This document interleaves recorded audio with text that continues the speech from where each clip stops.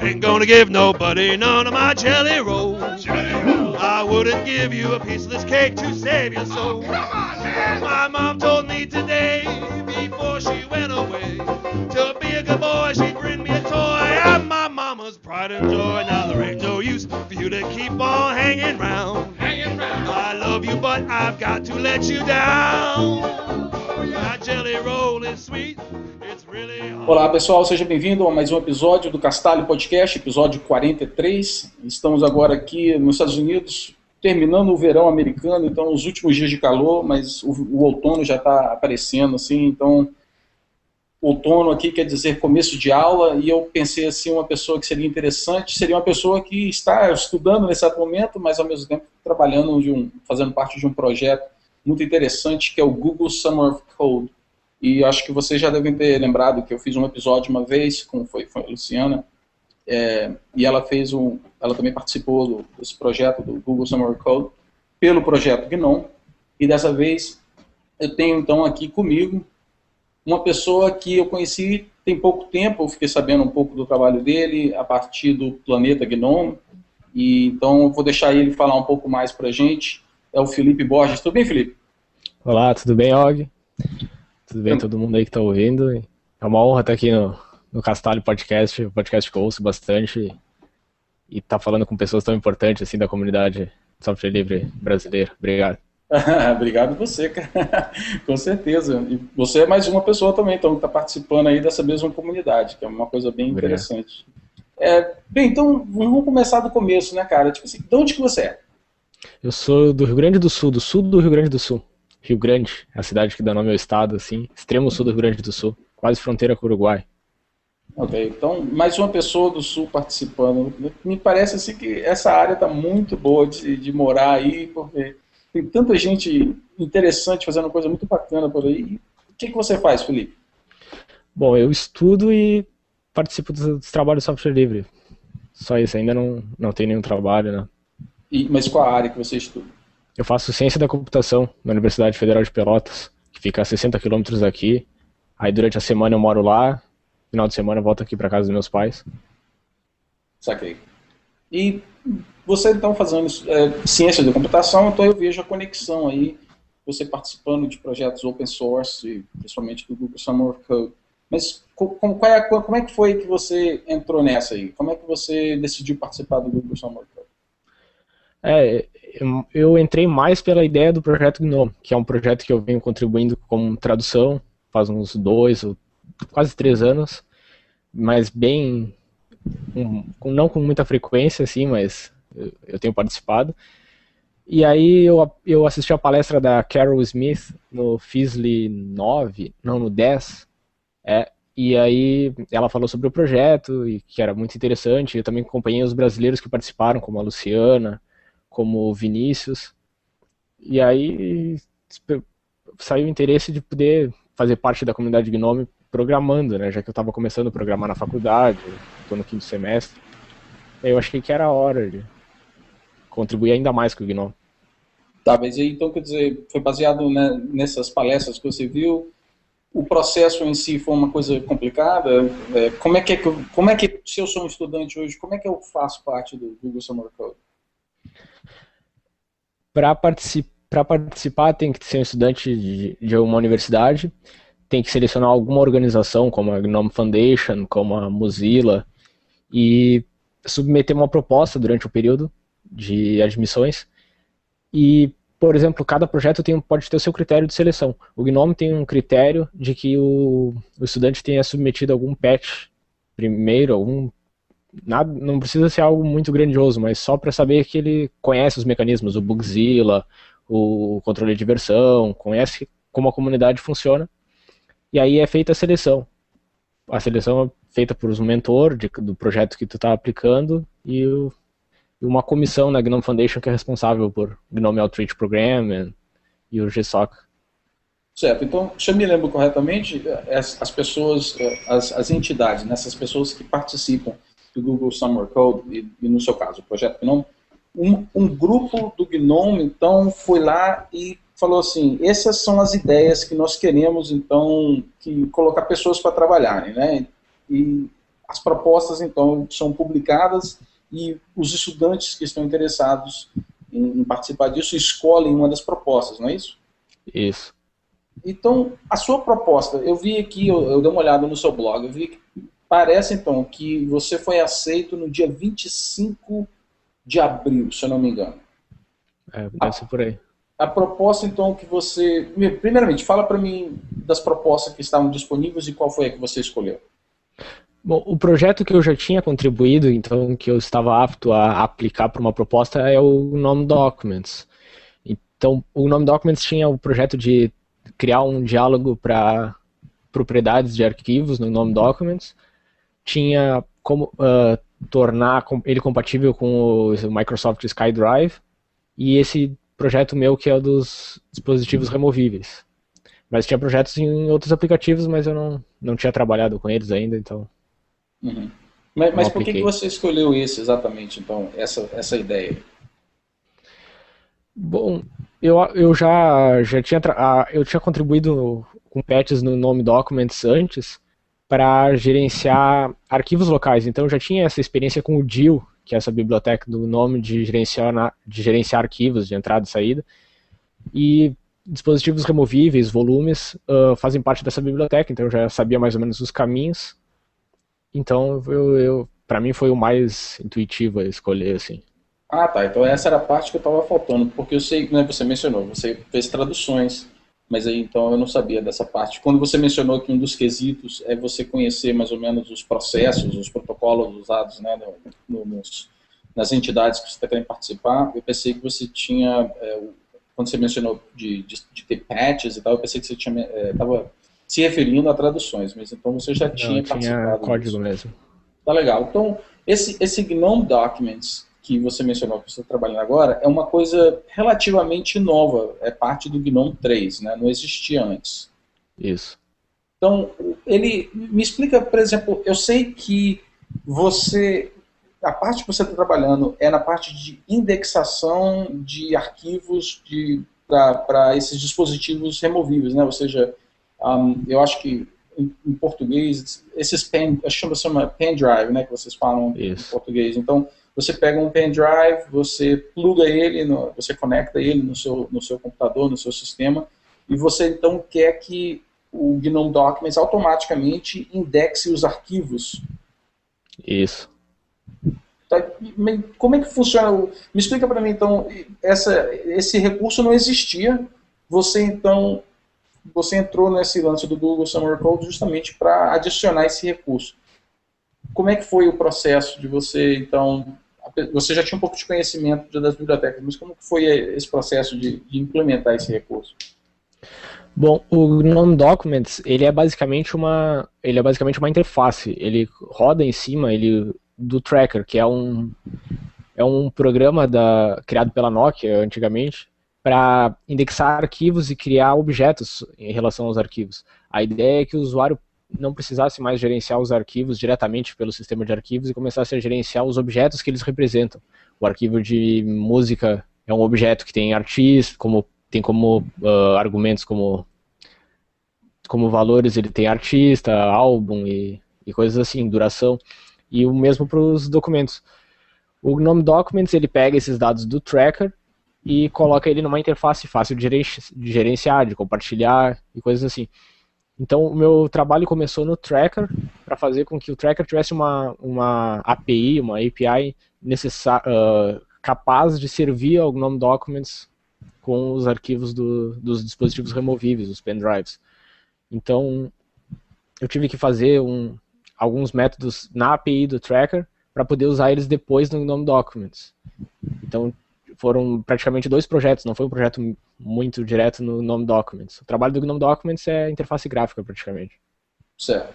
Bem, então, aí você entrou no Google Summer Code, você tem um mentor, o nome dele é o Cosimo... Como é que pronuncia o sobrenome dele? É Seti? É italiano nele, não é isso? Eu acho que é Seki, ou Seti. Seki. Bem, então, você, claro que mora no Brasil, o seu mentor... Eu acredito que ele mora na Itália, não sei onde que o Cosimo mora, mas como é que é esse processo, então? Você foi aceito, beleza. Como é que você, então, entra em contato? Como é que é esse processo de interagir com o seu mentor? Bom, a gente conversa bastante por e-mail, no IRC, no canal do Documents, na Freenode. E a gente basicamente a gente determina as metas por e-mails, eu coloco no meu GitHub, ele faz pull requests, ele comenta os commits. A gente não tem tanta interação assim, é mais um feedback dele com o meu trabalho, assim. Então, por exemplo, me parece, baseado no que você mencionou, é que você é muito bem... Deixa eu tentar ver se eu consigo... às vezes tenho dificuldade de falar algumas palavras em português, mas você é proativo? Existe essa palavra? Você é proactive? Um tanto quanto mais independente, eu diria. De que a gente traça as metas, eu trabalho, ele dá sugestões, e exatamente. Quer dizer, então, usando o português popular, né, você toma a iniciativa, é isso, não é que eu estava dizendo. Então, você acha que se uma pessoa, se você não é desse tipo de pessoa, se você não toma a iniciativa, você acha que o processo, a forma como que o Google Summer Code funciona, você acha que uma pessoa que não toma iniciativa teria mais dificuldades? Ou isso é relativo com o mentor? O que você acha? Eu acho que teria um pouco de dificuldade, sim. Eu acho que com o software livre em geral funciona assim. Tu tem que ter a coragem de contatar o pessoal, conhecer os nomes, mandar e-mail para a lista, dar a cara a tapa de divulgar um código que talvez tu aches que não vai ser aceito, que tu vai tomar muita porrada no review depois do patch, o cara vai dizer que tá horrível. Mas tem que ter essa coragem inicial. E eu vi mentores, eu tive na Guadec, conversei com vários estudantes e conversei com pessoas da comunidade, e vi mentores mais proativos, como a gente está falando, assim, que eles contatam muito mais frequentemente os seus interns, os seus estudantes. Mas eu gostei do modo como eu e o Codimo estamos trabalhando. Eu tive a oportunidade de conhecer ele lá na Guadec, foi bem legal, acho que está rendendo bons resultados. Pô, legal. Bem, e baseado no seu blog, aparentemente, então, você basicamente terminou o que você tinha combinado de fazer. Me parece que você tem só alguns toques finais, alguém tem que fazer um code review, mas você então terminou o que você tinha que fazer. O código está praticamente funcionando, a gente precisa fazer alguns polimentos. Tem uma feature que infelizmente não deu para cumprir no prazo, mas eu já estou assumindo que eu vou fazer ela assim que terminar o Summer of Code agora na segunda-feira, que é o de importar os documentos, copiar eles da mídia removível, não só indexar eles, mas fazer uma cópia para o diretório de documentos do usuário. E praticamente é isso, eu tenho que dar uma polida na interface, assim, porque o funcionamento do código, a parte de back-end já está completamente funcionando. Ainda não foi puxado para o master, assim, não foi levado não está em código, não está no diretório padrão dos projetos do Tracker e do GNOME Documents, mas isso é só com os mantenedores deles para aceitar e passar.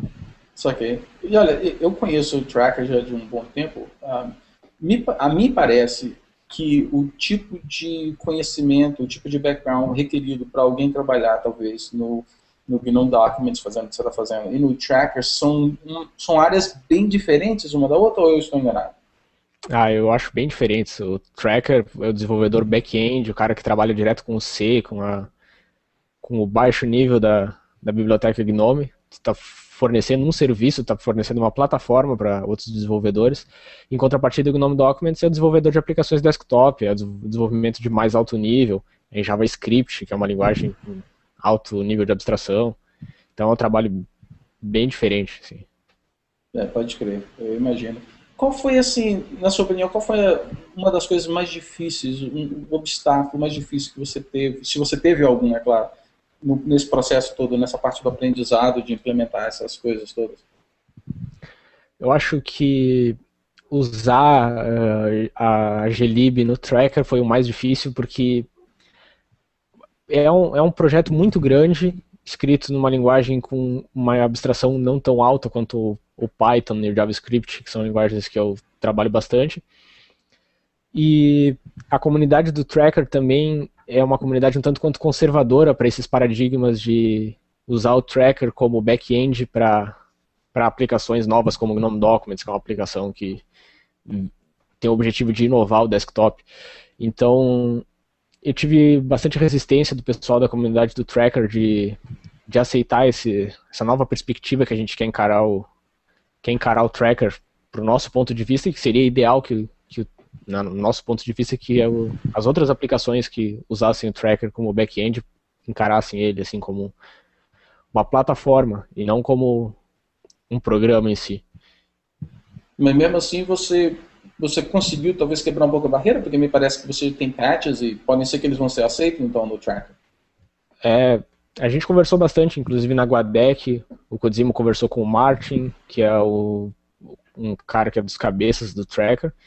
Eu conversei com o Sam, que também é um dos desenvolvedores lá, e eles estão bem entusiasmados com a ideia, porque vai trazer um novo uso para o Tracker, porque o Tracker estava meio que abandonado, e a partir do momento que o GNOME Documents for usar, agora tem uma nova tendência de aplicativos novos para o GNOME 3, que vão usar o Tracker, como o Photos, que é o Debarch Ray, que está desenvolvendo, que é basicamente o GNOME Documents para gerenciar fotografias e arquivos de imagem.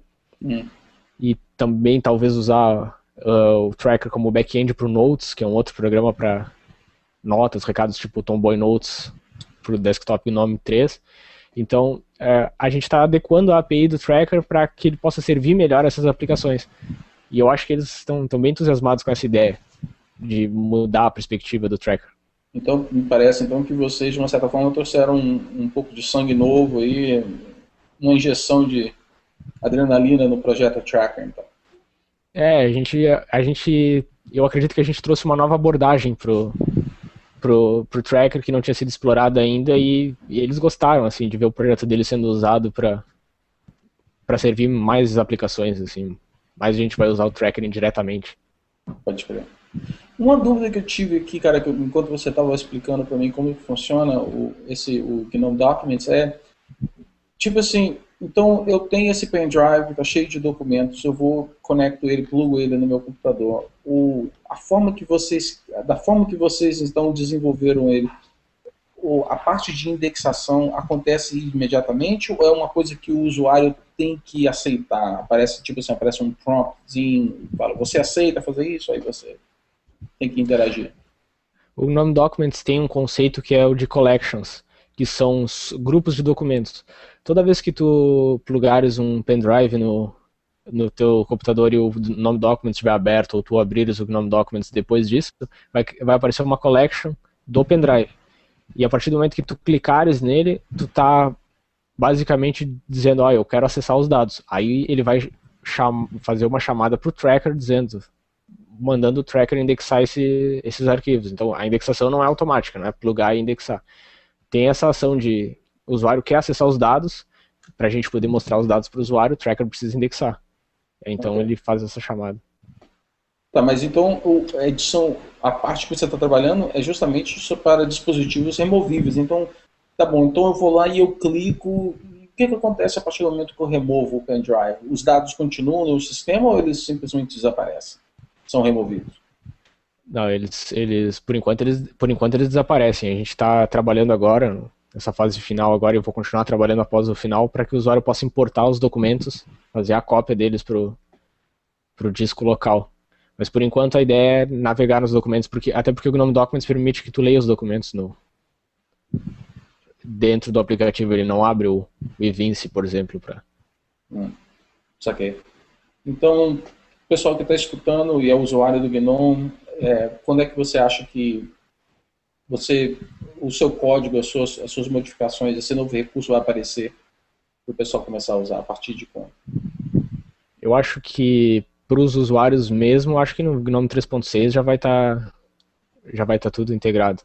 O 3.5 agora, bom, as distribuições dificilmente vão empacotar, então vai estar no GNOME para quem baixar do Git e compilar mas nas distribuições eu acho que no 3.6 já veio. Bacana.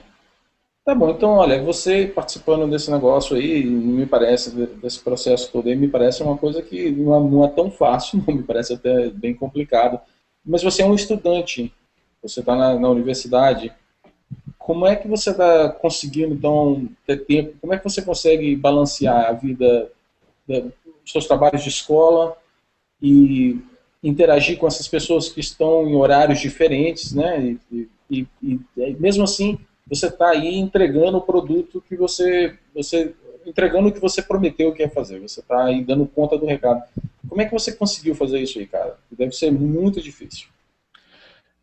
No início do ano eu já planejava que esse ano eu ia submeter uma aplicação para o Summer of Code. Antes mesmo de saber se tinha sido aceito, na hora de fazer as matrículas da universidade, eu planejei meus horários para que eu pudesse ter pelo menos as noites livres, 5 ou 6 horas à noite para poder trabalhar só nisso, que aí fechava essas 30 horas semanais, que é o que o pessoal recomenda para o Summer of Code. Eu também conversei com o Codimo para a gente dar uma sossegada durante o período de exames, já que a faculdade aqui é por semestres. Então, final de julho tinha as provas finais e coisas assim. Então, teve uma semana que eu fiquei inativo para fazer as provas. E agora, nessa parte final, eu contei com uma sorte, entre aspas, de que as universidades federais no Brasil estão em greve. Fazem uns 2 meses, mas a minha universidade segurou um pouco a greve porque nós tivemos eleições, então a gente está uns 20 e poucos dias em greve. Então eu pude ir à Guadec sem faltar aula, eu estou trabalhando agora sem faltar aula, e comprometendo as minhas férias no final do ano, mas o Summer of Code é muito melhor. É uma experiência realmente muito interessante. Eu só posso imaginar, eu nunca participei, mas imagino como que deve... Eu tenho certeza que vai fazer um impacto muito grande. Cara, então, bem, vamos pular para um outro assunto, que é uma outra coisa que eu tenho curiosidade, é que você, então, foi para o Guadec. Então, e para o pessoal que não conhece, o Guadec é um evento que acontece todo ano, que a Fundação do GNOME traz pessoas de tudo quanto é canto do mundo que participa de alguma forma, que colabora com o projeto GNOME, e traz eles para um lugar no mundo. Essa última vez foi em A Corunha, lá na Espanha, e é justamente para discutir sobre o que vai acontecer nos próximos lançamentos, e acho que um outro motivo muito grande é para botar assim, fisicamente perto as pessoas que colaboram o ano todo, mas que moram em países diferentes e nunca se encontraram, e dar a oportunidade dessas pessoas se encontrarem e trabalharem juntos. Você teve essa oportunidade e, poxa, você então começou o Summer Code agora. Eu não sei quanto tempo exatamente que você participa do projeto GNOME, mas me parece assim que foi bem bacana que logo de cara você já teve essa oportunidade excelente de participar. Como é que foi isso aí, cara? Como é que foi a experiência de você ir para o Guadec? Se eu puder resumir numa palavra, é fantástico. Assim, foi uma oportunidade muito boa de poder estar em contato com pessoas incríveis da nossa área do software livre, da comunidade GNOME, poder conversar com gente que eu considerava os caras umas celebridades mesmo, assim, os ninjas do software livre, e também conhecer um monte de gente nova, os outros estudantes também, que a gente já tem alguns projetos meio que encaminhados aí, vamos trabalhar junto em algumas áreas, e foi fantástico. Ainda foi a primeira vez que eu saí da América, praticamente do sul aqui da América Latina, porque eu já tinha visitado só Uruguai e Argentina. Uhum. E foi uma experiência incrível, assim. E, tipo assim, uma coisa que eu notei é que você tem um blog e está escrito em inglês, e muito bom inglês, por sinal, bem escrito mesmo. Então, da onde que veio o inglês? É a escola mesmo? Não, eu fiz curso de inglês por uns 2 anos, 2 e meio por aí. E aí depois que eu aprendi os alicerces da gramática, assim, eu já achei que não estava me ajudando tanto quanto eu achava que estava me ajudando. E aí eu comecei a ler, ouvir música, assistir filmes, fazer o meu aprendizado mais independente, assim. Então, eu pratico inglês constantemente, mas não formalmente. Porque eu imagino que grande parte do seu projeto, do Google Summer Code, foi ler documentação, e documentação em inglês, não é isso? exato. Então, quando você foi na Espanha, primeira vez então que você foi na Europa, você pode comparar, assim, como é que foi a Espanha comparado então com Brasil, Argentina, Uruguai? Bom, a Espanha, a primeira coisa que eu notei, assim, que eu percebi foi a urbanização. Talvez seja algo do primeiro mundo que eu nunca tinha presenciado, mas as calçadas são grandes, as ruas são limpas, esse tipo de coisa assim.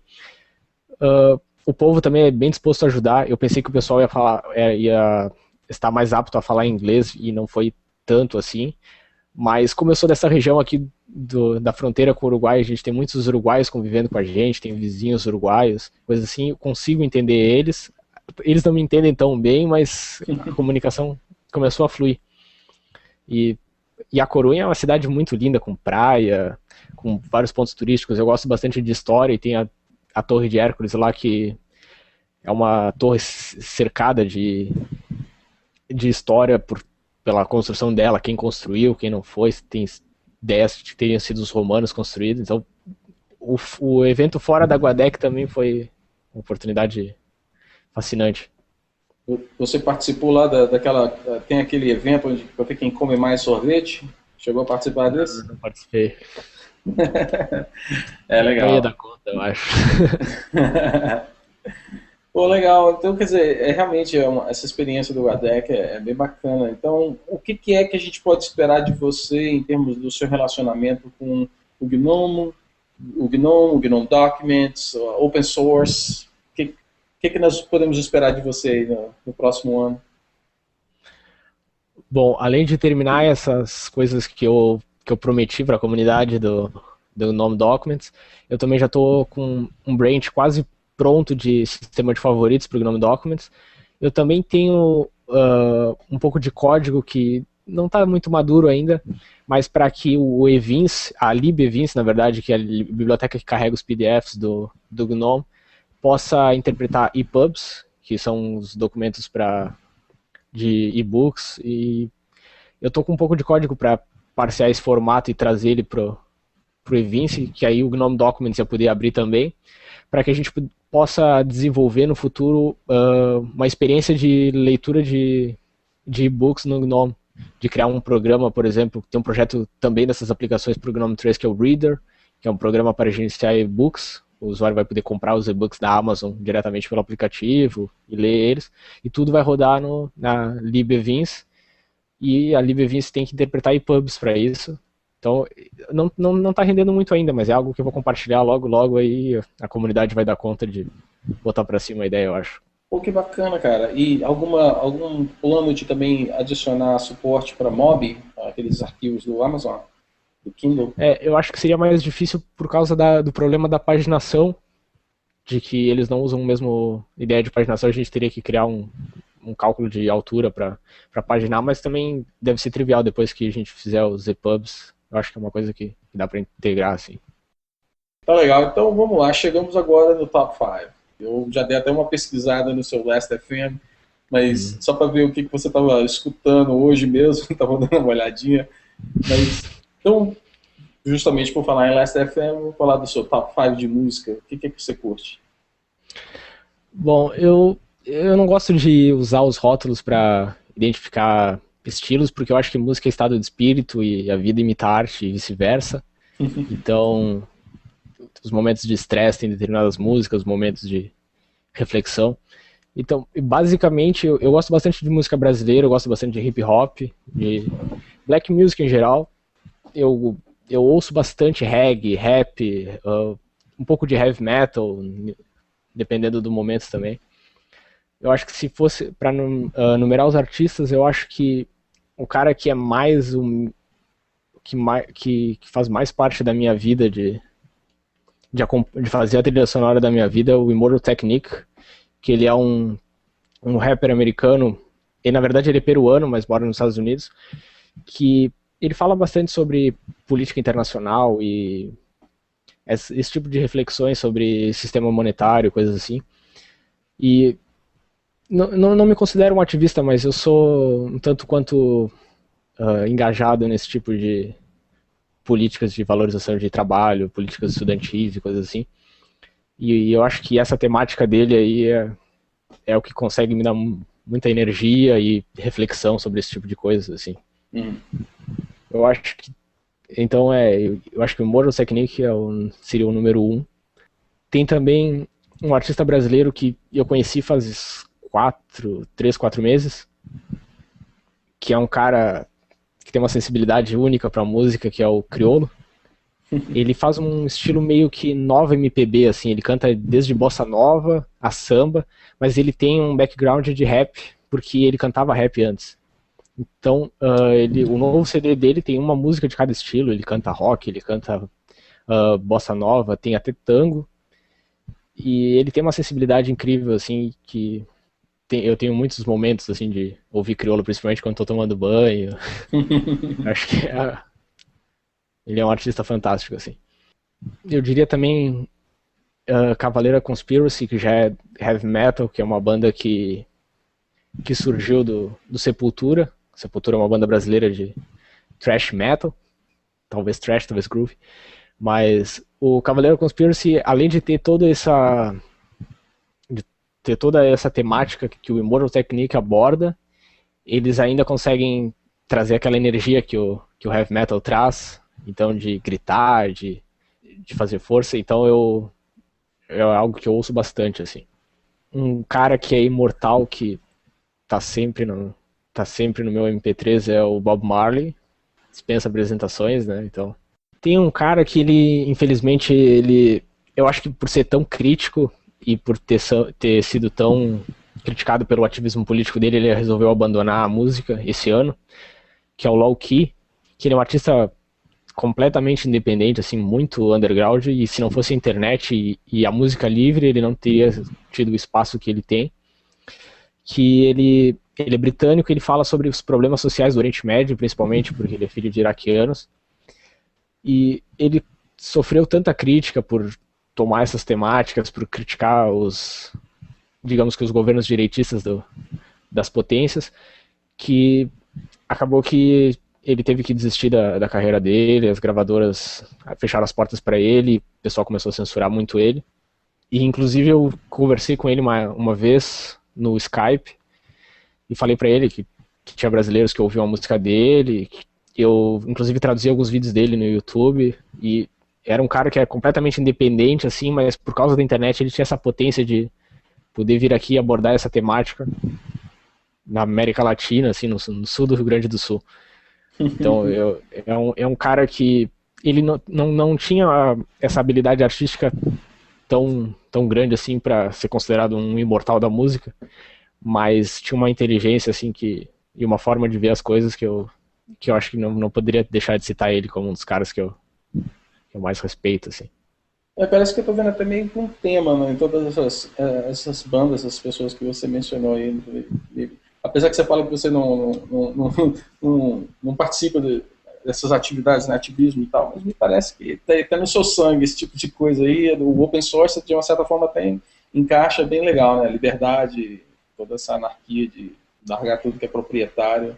Não, eu acho que tem muito fundamento isso, mas eu acho que não chega a um ponto de um fanatismo da gente chegar num outro extremo e chegar a um anarquismo de não ter responsabilidade, não ter meritocracia e coisas assim. Mas eu acho que tem uma frase do Walt Disney que representa muito isso, e eu acho que representa muitas empresas de software livre que eu tive a oportunidade de conhecer pessoas trabalhando, inclusive você trabalha na Red Hat, que a ideia é que a gente ganhe dinheiro para fazer software. No caso do Walt Disney era para fazer filmes, e não faça filmes para ganhar dinheiro. Eu acho que é dessa forma que a gente tem que encarar as coisas. Eu acho que o dinheiro é uma moeda de troca, e só isso, a gente não pode colocar ele acima de outros valores, e eu acho que é por isso que eu tenho esse ponto de vista, assim. Não sou um esquerdista, mas também tenho as minhas críticas ao sistema monetário, assim. Pode crer.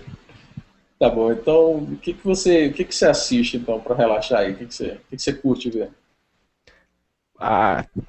Tem uma série que se chama Prison Break, que passou há muitos anos já. Eu acho que terminou em 2006, mas eu já assisti ela umas 3 vezes, de ponta a ponta, todas as temporadas, que também tem essa temática, eu não tinha notado esse padrão agora, de lutar contra o sistema e coisas assim, uma série que mexeu bastante comigo, assim, de pensamento crítico, de duvidar sempre das coisas, de acreditar que sempre tem uma conspiração por trás das coisas, mas também não ficar maluco com isso. Além disso, bom, The Big Bang Theory, que é uma constante aí do pessoal que participa do podcast. Pode ser. Que eu acho bem divertido. Uma outra série que não recebe tanta luz quanto The Big Bang Theory, mas é da mesma área, é The IT Crowd, que é o The Big Bang Theory britânico, que é muito divertido. Eu acho que foi ele que começou tudo, né? Talvez o Big Bang Theory foi baseado nele, eu acho. Acho que é por aí mesmo. E tem aquele ponto de vista britânico das coisas que torna o humor mais natural, assim. A gente processa o humor na nossa cabeça ao invés de fazer a piada e rir do cara tropeçar. E eu acho que isso é bem divertido, The IT Crowd. Bom, uma coisa que eu lembro eu ouvi de novo, um episódio que eu ouvi mais de 3 vezes, eu acho, foi do Djavan, porque é um cara que eu respeito muito e tive a oportunidade de conhecer também, e ele citou o Chaves, e você falou que não conhece o Chaves. Não, mas o Chaves é aquele Chapolin, não é isso? Exato, são 2 séries do mesmo cara, o Roberto Bolanhos, e é uma constante na vida de todo brasileiro que, infelizmente, você não mora no Brasil, não percebe essa influência. Mas o Chaves, inclusive eu estava assistindo agora há pouco, quando estava tomando café. O Chaves é fantástico. É genial e consegue ser um humor que tu pode assistir com teus filhos, com a criança, e assistir adulto depois e perceber um outro lado da piada, que é um humor para todas as idades, assim, é fantástico. Eu sei sim, foi engraçado, porque quando o Djavan mencionou, realmente eu fiquei meio perdido, sem lembrar o que era, mas aí depois eu me lembrei, porque, veja bem, a minha esposa, ela nasceu no México, então, tipo assim, ela já traz toda essa bagagem com ela. Toda vez que eu vou na casa do meu sogro não mora muito longe daqui onde eu moro aqui, vira e mexe tá passando, tem um canal, ele só assiste canal em espanhol, né, então não tem como chegar lá e não... Tem sempre assim um dia que está passando Chaves, e se não for o próprio Chaves, algum outro show que, como você falou, o ator, ele criou tantos outros personagens, né? Então tá todo mundo lá, então eu sei exatamente o que você está falando. Uma série que eu comecei a assistir esse ano, que eu achei bem divertida, e tá aí o maldito padrão de novo, é Homeland, que é uma série bem interessante sobre um cara que volta do Afeganistão e tem uma agente da CIA que suspeita que talvez ele tenha sofrido uma lavagem cerebral pela Al-Qaeda e ele esteja conspirando contra a América. E aí a trama da série se passa justamente de, será que ele conspira, será que ele não conspira, quem tá certo é a gente, e ele é considerado um herói por ter sobrevivido à guerra no Iraque, no Afeganistão. Eu acho que é uma série bem interessante também, eu tenho curtido bastante nos últimos dias. Pô, cara, aqui nos Estados Unidos que é a terra das pessoas que acreditam nesses conspiracy theories, né? Então, uma outra hora aí, quando a gente não estiver gravando o episódio, a gente tem que bater um papo sobre esse tópico aí. Umas coisas muito interessantes. Vamos ter que marcar uma hora para conversar. Tá bom, e em termos de leitura, bicho, o que você lê? Bom, eu acho que na leitura eu sou um pouco mais conservador, assim. Um autor que eu leio muito é o Pablo Neruda, que é aqui da América Latina, que é lindo, assim, é poesia, e ele consegue ver uma perspectiva da realidade comum de uma forma genial, assim, eu acho incrível, assim. Bom, não saberia dizer um livro em particular dele, assim, tem livros muito bons dele. Eu li uns 10 livros, mais ou menos, dele. Também acrescentaria um livro que eu gostei muito, que é Cidade do Sol, que é de um autor, acho que se chama Khaled Hassan, que é sobre umas meninas do Afeganistão que sofreram todo o problema depois que o Talibã começou a comandar lá, e todos os direitos da mulher que são violados e coisas assim. E é um romance muito bonito, assim, de resistência, luta e coisas assim. Também tem os clássicos da literatura nacional. Eu acho que um livro que mexeu muito comigo quando eu estava na escola ainda, que eu tive que ler por causa de um trabalho, e já ia lendo com aquele pensamento negativo de que, livro chato da escola, coisa assim, mas que me fascinou bastante foi Os Sertões, que é um livro que também conta dos nordestinos vindo para São Paulo, e tem toda aquele questionamento dos personagens, da nossa limitação perante os fenômenos da natureza, perante o nosso contentamento com as perspectivas e coisas assim. É um livro muito, muito interessante. Tem um livro recente que eu li, que é de um autor novo, que é A Batalha do Apocalipse, do Eduardo Spohr, que é um livro que fala sobre o conflito entre os anjos e os demônios no Apocalipse, assim, no dia do juízo final, digamos assim.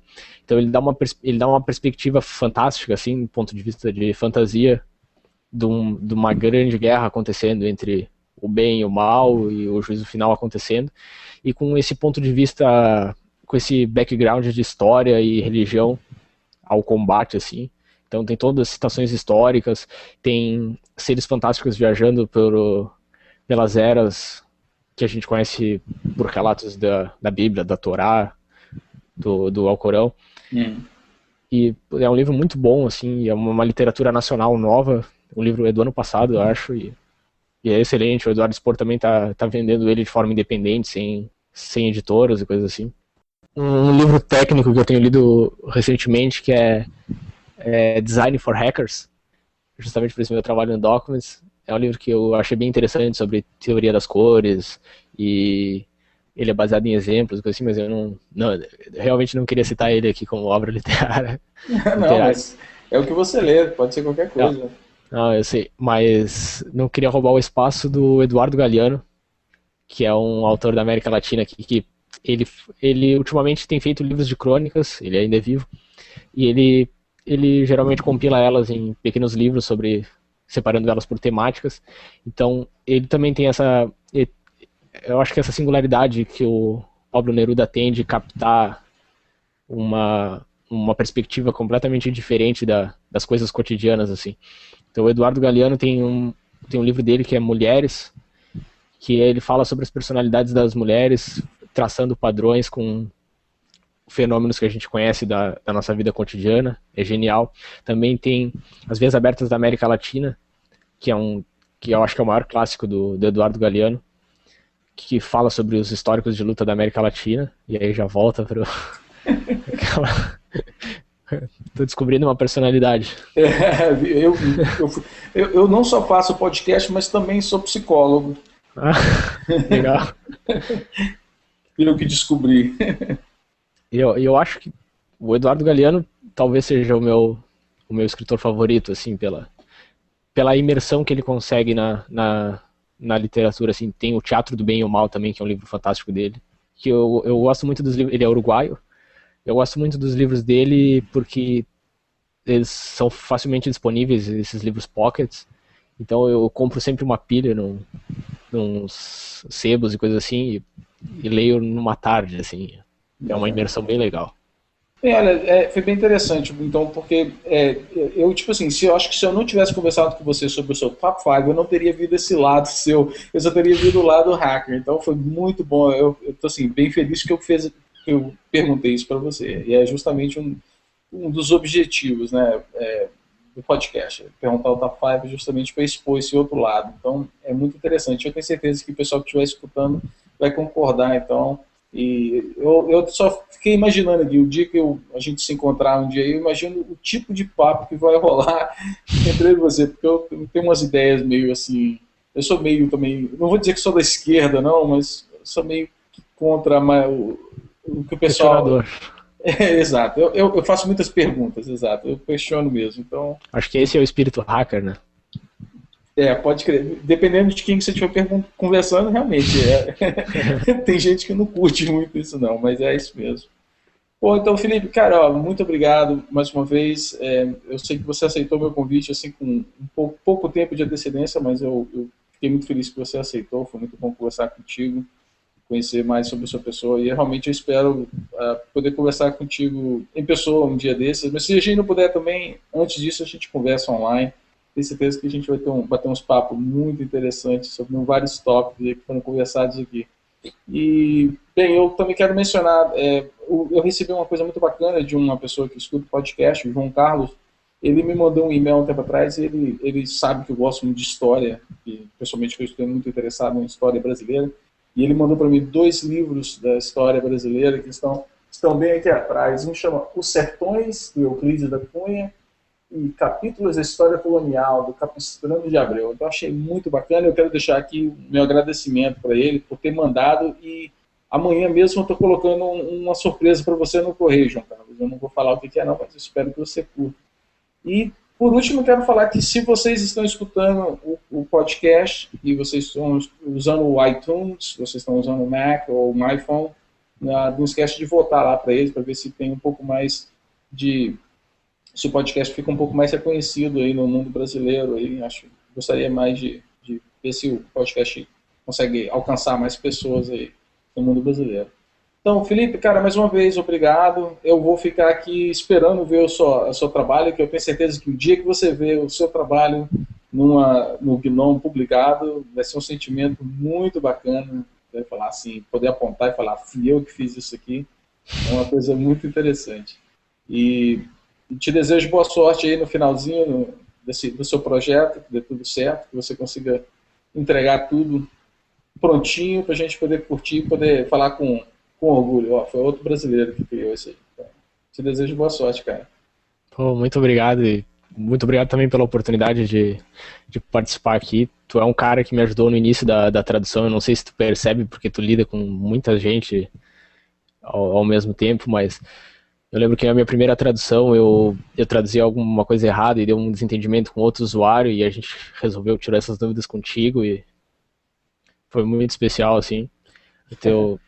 Então, muito obrigado ainda pela oportunidade aqui de poder... É muito legal poder falar no podcast que tu ouve, e obrigado pela oportunidade de me apresentar para o pessoal. Bom, espero poder falar contigo também, mais vezes, conhecer pessoalmente. Com certeza, você pode garantir. E ainda mais que a gente está sempre no mesmo canal da ERC ali, facinho da gente conversar. Então, pessoal, para vocês que estão aí, mais uma vez, Felipe, gente fina pra caramba, como vocês estão vendo, e trabalhando umas coisas muito interessantes. Se você curte o GNOME, ou mesmo se você não curte o GNOME, mas a tecnologia é muito interessante. Então vale a pena vocês, então, depois dar uma olhada. E como sempre, vai ter link para tudo. Eu vou botar o link do GitHub do Felipe para vocês poderem acompanhar também, o Last.fm para vocês verem. Eu vou ter que dar uma escutada no Criolo, agora eu estou curioso para saber como é que é a música dele. Então depois eu volto o link para vocês também. E para todo mundo que está aí acompanhando pelo YouTube, tem algumas pessoas que estão acompanhando, obrigado por vocês ficarem aí acompanhando a gente. E até o próximo episódio. Até mais.